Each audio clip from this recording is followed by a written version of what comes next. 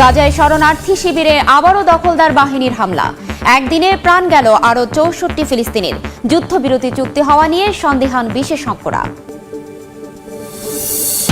তুষার ঝড়ে বিপর্যস্ত যুক্তরাষ্ট্রের ৩০ অঙ্গরাজ্য, ৫ জনের মৃত্যু। বাতিল কয়েক হাজার ফ্লাইট। টানা বৃষ্টিতে বন্যার কবলে ব্রিটেন, জরুরি সতর্কতা জারি। এবং নেপালে ৭.১ মাত্রার ভূমিকম্পে কেঁপে উঠল বাংলাদেশও। ৭টা ৫ মিনিটে ঢাকা সহ দেশের বিভিন্ন স্থানে ভূকম্পন অনুভূত। তাৎক্ষণিকভাবে ক্ষয়ক্ষতির তথ্য।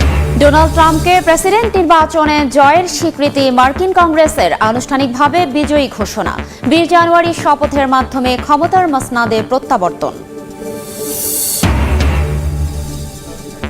রাজনৈতিক চাপের মুখে পদত্যাগের ঘোষণা কানাডার প্রধানমন্ত্রী জাস্টিন ট্রুডোর। দলের পরবর্তী নেতা নির্বাচিত হওয়ার আগ পর্যন্ত থাকবেন দায়িত্বে। গাজায় থেমে নেই ইসরায়েলি বর্বরতা। একদিনে প্রাণ গেছে আরও ৬৪ ফিলিস্তিনির, আহত অনেকে। সোমবার নেতানিয়াহু বাহিনী হামলা চালায় উপত্যকার মধ্যাঞ্চলের বুরেস শরণার্থী শিবিরে। এদিকে কাতারে গাজায় যুদ্ধবিরতির বিষয়ে আলোচনা চললেও শেষ পর্যন্ত কোনো ফলাফল আসবে কিনা তা নিয়ে সন্দিহান বিশেষজ্ঞরা। এ বর্বরতার শেষ কোথায় জানা নেই ফিলিস্তিনিবাসীর। প্রতিনিয়ত অনিশ্চিত ভাগ্য নিয়ে ছুটে বেড়াতে হচ্ছে এক প্রান্ত থেকে আরেক প্রান্তে। কোথায় গেলে মিলবে একটু নিরাপদ আশ্রয়, খাবার, পানি জানা নেই এই মানুষগুলোর। ১ বছরের বেশি সময় ধরে চলা ইসরায়েলি বর্বরতায় প্রাণ গেছে হাজার হাজার ফিলিস্তিনির। গেল একদিনে নেতানিয়াহু বাহিনীর তাণ্ডবে নিহত হয়েছেন অনেক নিরীহ মানুষ। সোমবার উপত্যকাটির মধ্যাঞ্চলের বুরেস শরণার্থী শিবিরের একটি বাড়িতে বিমান হামলা চালায় ইসরায়েল। এতে কয়েকজন প্রাণ হারান। অতিরিক্ত ঠান্ডা ও বৃষ্টির কারণে বিপাকে বাস্তুহারা এসব মানুষ। থাকার তাঁবুগুলো মজবুত না হয় তীব্র শীতে অনেককেই দিন পার করতে হচ্ছে খোলা আকাশের নিচে। এদিকে গাজাবাসীর জন্য পাঠানো বিশ্ব খাদ্য কর্মসূচি বা WFPর পাঠানো ত্রাণের গাড়ি লক্ষ্য করে গুলি চালিয়েছে নেতানিয়াহুর সেনারা। এক বিবৃতিতে নিন্দা জানিয়ে সংস্থাটি জানায়, ইসরায়েলের নিরাপত্তা ছাড়পত্র পাওয়া সত্ত্বেও প্রায়ই ত্রাণবাহী গাড়িগুলো হামলার শিকার হচ্ছে। অন্যদিকে গাজায় যুদ্ধবিরতি নিয়ে তেমন আশানুরূপ পদক্ষেপ নিচ্ছে না ইসরায়েল। আলোচনা ধীরগতিতে এগোলেও তা কোনো সমাধানের দিকে যাবে কিনা তা অনিশ্চিত বলে জানিয়েছে ইসরায়েলের একাধিক গণমাধ্যম। ইসরায়েলি কর্মকর্তাদের বরাত দিয়ে চ্যানেল 13 জানায়, কাতারে যুদ্ধবিরতি আলোচনায় মোসাদ প্রধান ডেভিড বার্নিয়ারকে পাঠানো হবে কিনা সে নিয়ে এখনো কোনো সিদ্ধান্ত নেয়নি নেতানিয়াহু প্রশাসন। যুদ্ধাপরাধের অভিযোগে ব্রাজিল সহ বিশ্বের বিভিন্ন দেশে ইসরায়েলি সেনাদের বিরুদ্ধে মামলা করেছে বেলজিয়াম ভিত্তিক মানবাধিকার সংস্থা হিন্দ রাজাব ফাউন্ডেশন। পাশাপাশি ইসরায়েলের সেনাদের গ্রেপ্তারের দাবিতে আন্তর্জাতিক আদালতের কাছে আবেদন করেছে সংস্থাটি। এ ঘটনাকে ইসরায়েলের বিরুদ্ধে সুপরিকল্পিত ষড়যন্ত্র বলে দাবি করেছেন দেশটির পররাষ্ট্রমন্ত্রী। গাজায় যুদ্ধাপরাধের অভিযোগে বিশ্বের বিভিন্ন দেশে মামলার মুখোমুখি হচ্ছেন ইসরায়েলের সেনারা। নেতানিয়াহু বাহিনীর বিরুদ্ধে মামলা করেছে বেলজিয়াম ভিত্তিক মানবাধিকার সংস্থা হিন্দ রাজাব ফাউন্ডেশন। সম্প্রতি ব্রাজিলে ছুটি কাটাতে গিয়ে অভিযুক্ত হন অবসরপ্রাপ্ত এক ইসরায়েলি সেনা।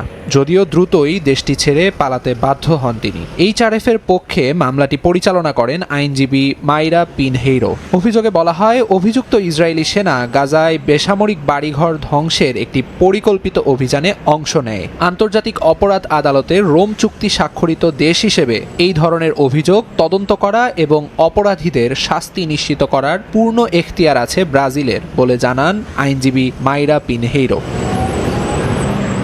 এ ঘটনার পর ইসরায়েল সরকার সেনাদের সামাজিক যোগাযোগ মাধ্যমে সামরিক জীবনের কোনো ধরনের অভিজ্ঞতা শেয়ার করা থেকে বিরত থাকতে সতর্ক করেছেন। তবে শুধু ব্রাজিলেই নয়, থাইল্যান্ড, শ্রীলঙ্কা, চিলি সহ বেশ কিছু দেশে ইসরায়েলি সেনাদের বিরুদ্ধে অভিযোগ করেছে এইচআরএফ। এছাড়া একাধিক সেনার ছবি প্রকাশ করে তাদের গ্রেফতারের জন্য আন্তর্জাতিক আদালত এবং ইন্টারপোলের কাছে আবেদন জানিয়েছে সংস্থাটি। এই ঘটনায় ইসরায়েলের অভ্যন্তরে রাজনৈতিক বিতর্ক শুরু হয়েছে।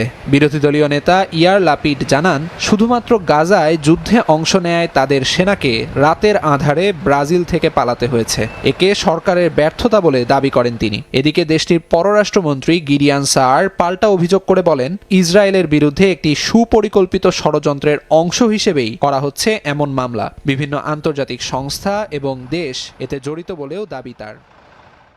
তীব্র তুষারঝড়ের কবলে যুক্তরাষ্ট্রের ৩০টি অঙ্গরাজ্য।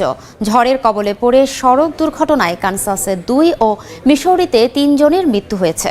পরিস্থিতি খারাপ বিবেচনা করে বন্ধ ঘোষণা করা হয়েছে সব শিক্ষা প্রতিষ্ঠান। বাতিল হয়েছে কয়েক হাজার ফ্লাইট। ক্ষয়ক্ষতি এড়াতে সবাইকে ঘরের বাইরে বের না হওয়ার নির্দেশ দিয়েছে দেশটির কর্তৃপক্ষ। হাসানুজ্জামান সাকির রিপোর্টে বিস্তারিত। যেদিকে চোখ যায় শুধুই শুভ্র তুষার। রাস্তাঘাট, বাড়িঘর, গাছপালা সবকিছুই ঢেকে গেছে সাদা বরফের চাদরে। তীব্র শীতে বিপর্যস্ত যুক্তরাষ্ট্র। দেশটির উপর দিয়ে বয়ে যাচ্ছে ভয়াবহ এক তুষার ঝড়। মার্কিন আবহাওয়া দফতর জানায়, দেশটির মধ্যাঞ্চল থেকে পূর্ব উপকূল পর্যন্ত ৩০টি অঙ্গরাজ্যের ৬ কোটির বেশি বাসিন্দা আবহাওয়া সতর্কতার আওতায় রয়েছেন। ৭টি অঙ্গরাজ্যে জারি করা হয়েছে জরুরি অবস্থা। আবহাওয়াবিদদের মতে ১ দশকের বেশি সময়ের মধ্যে সবচেয়ে ভারী তুষারপাত ও সর্বনিম্ন তাপমাত্রার কারণ হতে পারে এই তুষারপাত। এরই মধ্যে বাতিল হয়েছে হাজার হাজার ফ্লাইট। বন্ধ ঘোষণা করা হয়েছে স্কুল, কলেজ সহ সব ধরনের শিক্ষা প্রতিষ্ঠান। ক্ষয়ক্ষতি এড়াতে বন্ধ রাখা হয়েছে প্রধান সড়ক। তবুও ঝড়ের কবলে পড়ে সড়ক দুর্ঘটনায় কানসাসে ২ জন ও মিজৌরিতে ৩ জনের মৃত্যু হয়েছে। সোমবার মার্কিন আবহাওয়া বিভাগ জানায়, ওয়াশিংটন ডিসিতে ১৬ ইঞ্চি পর্যন্ত তুষারপাত হতে পারে।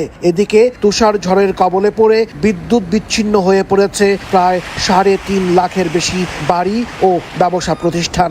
এতে চরম ভোগান্তিতে বাসিন্দারা। অন্যদিকে তুষার ঝড়ের মধ্যেই বরফের বল দিয়ে খেলায় মেতেছেন ওয়াশিংটন ডিসির বাসিন্দারা। তীব্র ঠান্ডার মধ্যেই একে অপরের দিকে বল ছুড়ে তুষারপাত উপভোগ করছেন তারা। বড়দের পাশাপাশি এই খেলায় অংশ নেয় ছোটরাও। বাদ যায়নি পোষা কুকুরও। অন্যদিকে তীব্র তুষারপাতের পর বন্যার কবলে পড়েছে যুক্তরাজ্য। ভারী বৃষ্টি ও বরফ গলে দেখা দিয়েছে বন্যা। ডুবে গেছে রাস্তাঘাট, ব্যাহত হচ্ছে গাড়ি ও রেল চলাচল। জারি করা হয়েছে জরুরি সতর্কতা। প্রায় ১৫০টিরও বেশি জায়গায় বন্যা হওয়ার আশঙ্কা করছে দেশটির আবহাওয়া অধিদপ্তর। তীব্র তুষারপাত ও বৃষ্টিতে বিপর্যস্ত যুক্তরাজ্য। শীতকালীন আবহাওয়ার এমন রূপ পরিবর্তনে নাজেহাল ব্রিটেনের বাসিন্দারা। সোমবার সকাল থেকে শুরু হওয়া টানা বৃষ্টিতে মানুষের ভোগান্তি বেড়েছে কয়েক গুণ। বরফ গলে বন্যা দেখা দেওয়ায় ডুবে গেছে রাস্তাঘাট ও রেল লাইন। বাতিল হয়েছে বেশ কয়েকটি ট্রেনের শিডিউল। এটি খুবই ভয়ঙ্কর আবহাওয়া। আমি একজনের থেকে জ্যাকেট ধার নিয়েছি, একজনের ছাতা উড়ে গেছে। এই পরিস্থিতির জন্য তৈরি হতে হবে আমাদের। আমার মতে পুরো বিশ্বের আবহাওয়ায় উল্টে পাল্টে গেছে। এমন ঝোড়ো হাওয়া আমি আশা করিনি। ট্রেন ছাড়ছে না, আমাদের অনেক অসুবিধা হচ্ছে। বন্যায় লন্ডন ছাড়াও ডুবে গেছে দেশটির দক্ষিণ পূর্বাঞ্চলের বেশ কয়েকটি এলাকা। দ্রুত পানি বাড়ায় বন্ধ হয়ে গেছে আশপাশের সড়ক। এতে বিচ্ছিন্ন হয়ে গেছে ওই এলাকাগুলোর সঙ্গে সব যোগাযোগ। এর আগে ১৫০টিরও বেশি জায়গায় বন্যার আশঙ্কা করে সতর্কতা জারি করে দেশটির আবহাওয়া দফতর। এদিকে ভারী তুষারপাতের কারণে বিপাকে পড়েছেন যুক্তরাজ্যের উত্তরাঞ্চলের বাসিন্দারাও। সাদা বরফের আস্তরণে ঢেকে গেছে মহাসড়ক সহ শহরের রাস্তাঘাট। ম্যানচেস্টার বিমানবন্দর বন্ধ করে দেওয়ায় ভোগান্তিতে পড়েছেন অনেক যাত্রী। রাস্তাঘাট পিচ্ছিল হয়ে যাওয়ায় অনেকেই দুর্ঘটনার শিকার হচ্ছেন। গাজায় একদিনে আরও ৪৮ ফিলিস্তিনিকে হত্যা করল ইসরায়েল। ভয়াবহ মৃত্যুতে গাজাবাসী।